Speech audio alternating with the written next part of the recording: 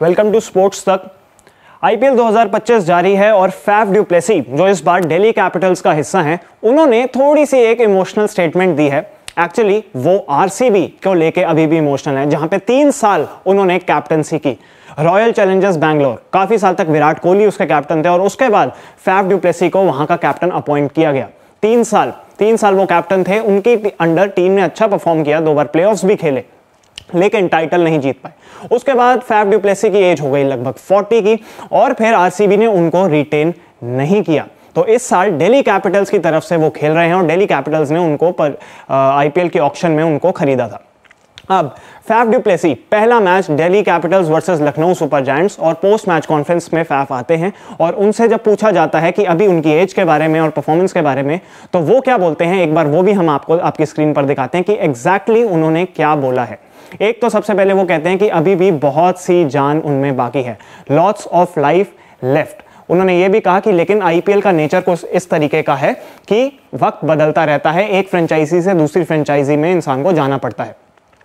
Lots of movement in the auctions, new team and new chapter for me. तो Delhi Capitals उनके लिए एक नई टीम है, एक नया चैप्टर है। और फिर वो कहते हैं moving from Chennai to RCB was a good chapter. तो यानी कि चेन्नई से जब वो आरसीबी में गए तो वो एक अच्छा चैप्टर था। इसका मतलब वो काफी खुश थे आरसीबी के माहौल से, उस टीम में। और फिर वो कहते हैं the last chapter of the book, how long the pages में will be the new team. तो वो कहते हैं कि हाँ, ये जरूरी नहीं है कि वो एक ही टीम से खेलते रहे, क्योंकि आईपीएल एक ऐसी जगह है जहां पे वक्त बदलता रहता है।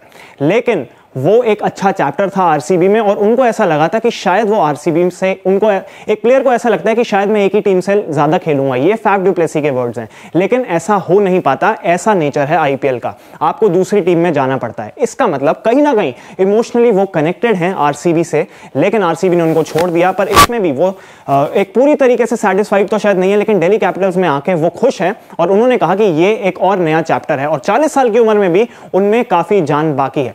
अगर आप फैफ डू प्लेसी के आंकड़ों की बात करें कि लास्ट ईयर के आईपीएल में, तो लास्ट ईयर के आईपीएल में उन्होंने 438 रन्स बनाए थे। 500 का नंबर वो क्रॉस नहीं कर पाए थे। ये आपकी स्क्रीन पर भी है, 15 मैच थे, 438 रन्स थे, एवरेज उनकी थी 29.20 की, 450 शामिल थे। तो बहुत ज्यादा कंसिस्टेंसी नहीं थी और इसी वजह से ये एवरेज जो है आपको 29 की नजर आ रही है। हालांकि कुछ इंपैक्टफुल परफॉर्मेंसेस जरूर थी और उनकी और विराट कोहली की ओपनिंग जोड़ी भी काफी खतरनाक थी। एक तेज शुरुआत देते थे ये दोनों।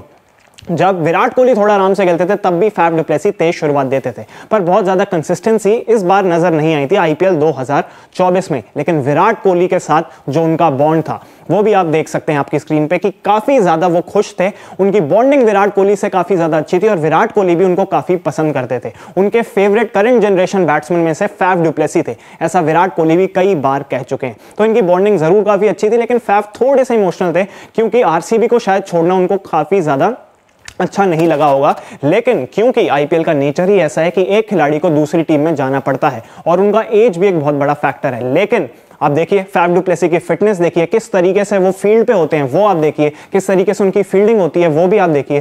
तो ये एक काफी इंपॉर्टेंट फैक्टर होगा। और अब दिल्ली कैपिटल्स के वो वाइस कैप्टन हैं। कल के मैच में भी जब ऊपर से विकेटें गिर रही थी तो एक एंड उन्होंने थोड़ी देर के लिए पकड़ा हुआ था, हालांकि 29 रन बना के वो आउट जरूर हो गए। लेकिन फैफ डू प्लेसी का एक्सपीरियंस, उनकी फिटनेस और vice captaincy as a leadership role उनका, वो भी काफी ज्यादा इंपॉर्टेंट होगा दिल्ली कैपिटल्स के लिए। तो ये सारी की सारी अपडेट थी। अगर आपको अपडेट पसंद आई हो तो स्पोर्ट्स तक को लाइक, शेयर और सब्सक्राइब जरूर करें, नोटिफिकेशन की घंटी भी बजा दीजिए और ऐसी अपडेट्स के लिए देखते रहिए स्पोर्ट्स तक।